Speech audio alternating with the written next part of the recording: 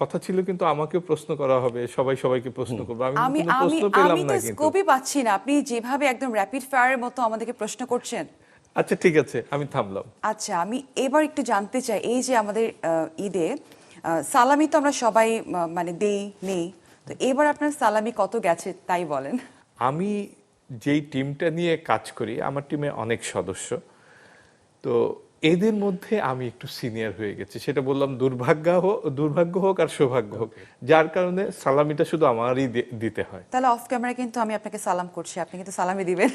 আচ্ছা, সে থাকতো, যেহেতু সবাইকেই দিচ্ছি, হ্যাঁ, কিছু হ্যাঁ। না কিছু তো দেওয়া যাবে। সালামি মানে যে অনেক কিছু দিতে হয় তা না, সুন্দর একটা চকচকে একটা নতুন নোট এটা দেয়া। কিন্তু অনেক মজার। হ্যাঁ, হ্যাঁ, চকলেটও দেওয়া যায় স্যার। না চকলেট না, দেওয়া যায়। চকলেট চকলেট সালামি, দিলে আরো ভালো। সালামি চকলেট হয় না, সালামি নোটই হয় একদম। যে হারে তার চকচকানো পিছনে নোট হয়। পরিচালকরা ঘুরছে নায়িকা বানানোর জন্য, সে এখন চকলেট খেয়ে নিজের ওয়েট বাড়াবে না। তারপরে রাজীব ভাই টেনশনই বেশি যাচ্ছে ঈদে সালামির জন্য, সিনিয়র।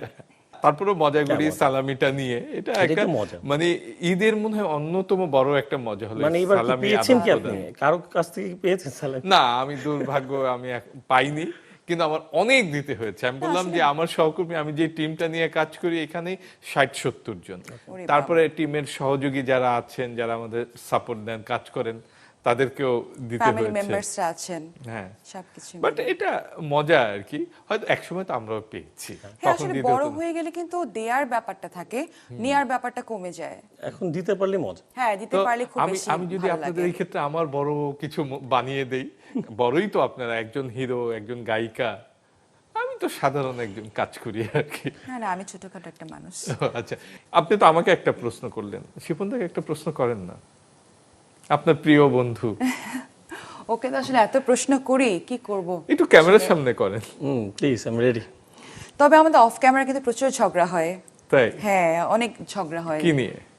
অনেক কিছু নিয়ে, দেখা যায়। মেয়েদের ঝগড়া করতে তো কোনো কিছু topic লাগে না, একমত, একদম 100% একমত। না না, অবশ্যই টপিক থাকে।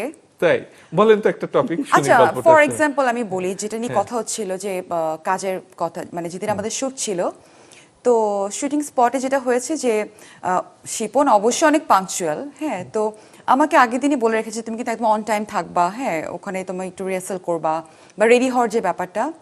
আমি মনে হয় হায়েস্ট 10 থেকে 12 মিনিট হয়তো লেট করেছিলাম। তো এটার জন্য এমন মানে আশা পরে আমাকে একটা ঝাড়ি দিল, মানে অ্যাজ এ ডিরেক্টর সে আমাকে তখন, মানে ও যে আমার একটা ভালো বন্ধু, আমাকে চিনিয়ে না। হ্যাঁ, তো তখন স্বাভাবিক আমি একটু আপসেট হয়ে গেলাম। তো তারপরে ও দেখলো যে আমি আপসেট, এখন আর্টিস্টকে তো নর্মাল করতে হবে, না তার কাছ থেকে তো মানে কাজটা বের করা যাবে না। তো যখন ও আবার আমার সাথে নর্মালি কথা বলতে আসে, তখন আবার আমি হ্যাঁ এটা কোনো কথা, আমার মুড অফ হয়ে গেল, এখন আমি কিভাবে কাজ করবো না, আমি চলে যাচ্ছি। তা আমি মানে এইরকম ছোট ছোট কিছু ঝগড়া টপিক নেই হয়। কোনো, হ্যাঁ, ঝগড়া দোষ ওর, ঝগড়া করবেও, এটাই আর কি না, topic। এইখানে কিন্তু আপনার না, না, একটা topic ছিল। দোষ আছে। আমার তো মনে হয় এখানে আপনারও ব্যর্থতা, যে আপনি আপনার আর্টিস্টকে সময় মতো আনতে পারেন নাই। আমি আসলে মনে করি, আমি অ্যাজ এ আর্টিস্ট আমি বলবো, আমি 16 বছর ধরে ইন্ডাস্ট্রিতে আছি। আমার মনে হয় মানে খুব রেয়ার, আমার মনে হয় কোনো ডিরেক্টর আমাকে বলতে পারবে না আমি ইচ্ছাকৃতভাবে বা আমার জন্য কেউ বসেছিল। মানে আমি চেষ্টা করি অন টাইম থাকতে, আর যেহেতু আমি এটা একটা দায়িত্ববোধের জায়গা থেকে আমি কাজের জায়গাটাতে টাইম মতো চলে যাই। ইভেন আমি চেষ্টা করি ওই কাজের সময়টা, আমাকে কেউ একজন যদি আমাকে মানে সময় বেঁধে দেয় যে আমার আজকে কাজটা, আমি সেকেন্ড কোনো কাজ রাখি না। যেমন আজকেও কিন্তু আমার একটা শ্যুট ছিল, ও জানে। আমি কিন্তু যেহেতু এখানে কমিটমেন্ট আগে দিয়ে দিয়েছি, আমাকে ছাড়বে ওখানে 2-3 ঘন্টার জন্য, কিন্তু আমার কথা ওখান থেকে একটু আধা ঘন্টা লেট হবে, আপনি এখানে আমাকে ফোন করবেন, এখান থেকে আমার একটু যে কোনো টেকনিক্যাল ইস্যুতে আমাকে হাফ অ্যান আওয়ার পরে ছাড়তেই পারেন, ওইখানে আমি মিথ্যা বলছি। এই যে এইসব ঝামেলার কারণে আমি কি করি, কমিটমেন্ট ঠিক রাখার জন্য একদিন 2টা কাজও রাখি না।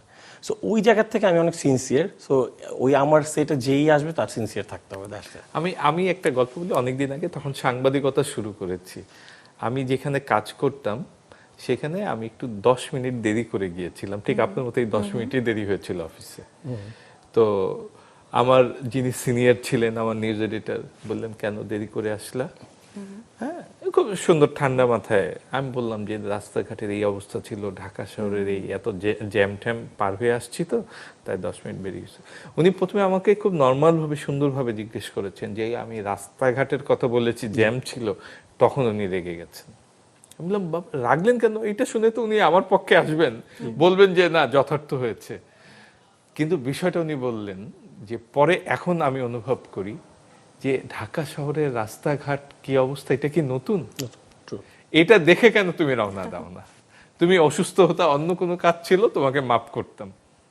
কিন্তু ঢাকা শহর রাস্তাঘাটের যানজট, তারপরে ট্রাফিকের বাজে কমন অবস্থা, একটা প্রবলেম কমন প্রবলেম, এটা তো দীর্ঘদিন ধরে, এটা মাথায় রেখেই খুব বকাটকা দিল। আমার এখনো মনে পড়ে, এটা অনেক আগের কাহিনী।